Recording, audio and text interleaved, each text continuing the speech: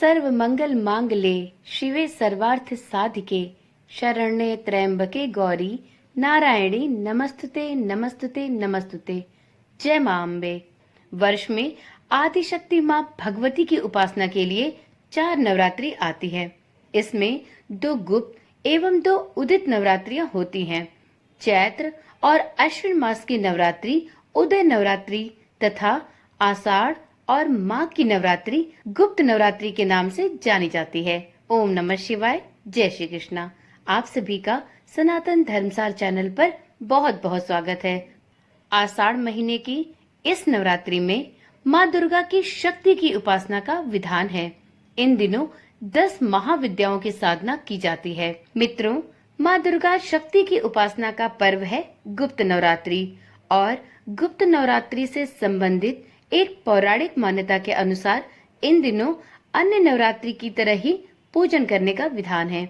इन दिनों में भी 9 दिन के उपवास का संकल्प लेते हुए प्रतिपदा यानी पहले दिन घट स्थापना की जाती है। घट स्थापना के बाद प्रतिदिन सुबह और संध्या के समय माँ दुर्गा की पूजा आराधना की जाती है। देवी भागवत पुराण के अनुसार जिस तरह एक वर्ष में 2 उदय नवरात्रियां आती हैं और जिस प्रकार उदय नवरात्रि में देवी के 9 रूपों की पूजा अर्चना की जाती है, ठीक उसी प्रकार से वर्ष में 2 गुप्त नवरात्रियां भी आती हैं और इन गुप्त नवरात्रियों में 10 महाविद्याओं की साधना की जाती है। गुप्त नवरात्रि विशेषकर तांत्रिक क्रियाएं, शक्ति साधनाएं, महाकाल आदि से जुड़े लोगों के लिए विशेष महत्व रखती है। इस दौरान देवी भगवती के साधक बेहद कड़े नियम के साथ देवी के व्रत और साधना में जुटे रहते हैं। गुप्त नवरात्रि में भी 9 दिनों तक क्रमानुसार देवी के स्वरूपों की पूजा की जाती है। इन दिनों में माँ दुर्गा की आराधना गुप्त रूप से की जाती है।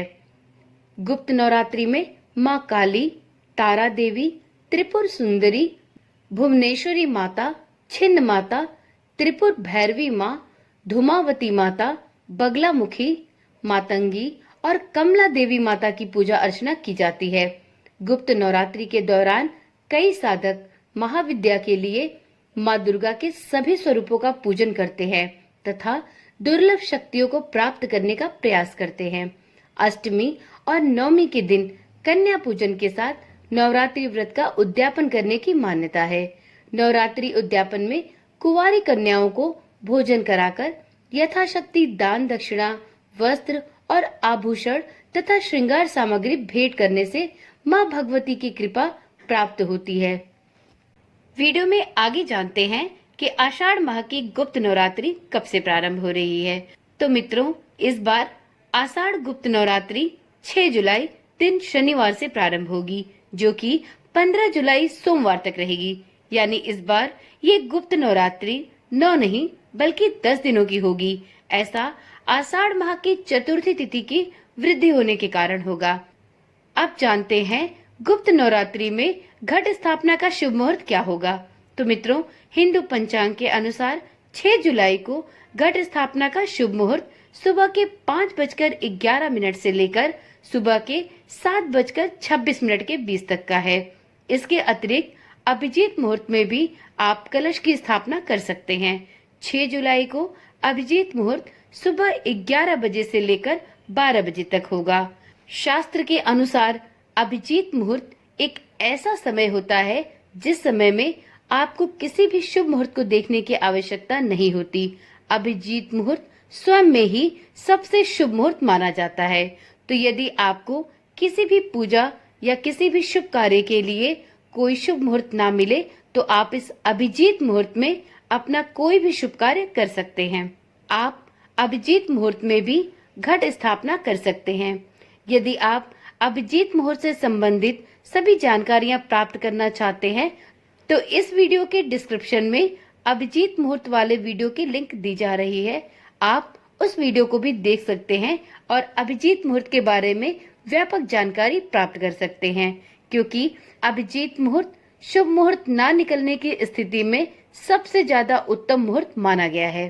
तो ये थी जानकारी गुप्त नवरात्रि में घट स्थापना के शुभ मुहूर्त की।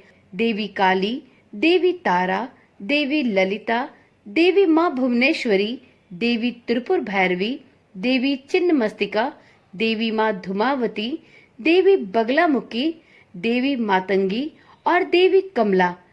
इन सभी शक्तियों की पूजा मुख्य रूप से तांत्रिक साधना में की जाती है। गुप्त नवरात्रि में 10 महाविद्याओं की पूजा को बहुत महत्व दिया जाता है। यह शक्ति के 10 रूप हैं। प्रत्येक रूप अपने आप में संपूर्ण है। इसमें ब्रह्मांड की कार्य प्रणाली और उसके भीतर छिपे सभी रहस्य शामिल हैं। महाविद्या सभी जीवित प्राणियों का पालन करती है। इन 10 महाविद्याओं को तांत्रिक साधना में बहुत ही शक्तिशाली माना गया है। तो आज की वीडियो में इतनी ही जानकारी। कल मिलते हैं एक नई वीडियो, एक नई जानकारी के साथ। यदि आपको इस प्रकार की वीडियोस देखने में रुचि है तो आप अभी ही इस चैनल को सब्सक्राइब कर ले, क्योंकि हो सकता है कि यदि आपने चैनल को अभी सब्सक्राइब ना किया तो शायद भविष्य में आप इस चैनल द्वारा दी जाने वाली वीडियोस को ना देख सके। तो अभी ही चैनल को सब्सक्राइब करें और साथ में नोटिफिकेशन बेल को ऑन करना भी ना भूलें। तो चलिए कल मिलते हैं एक नई वीडियो, एक नई जानकारी के साथ। तब तक के लिए ओम नमः शिवाय, जय श्री कृष्णा, राधे राधे।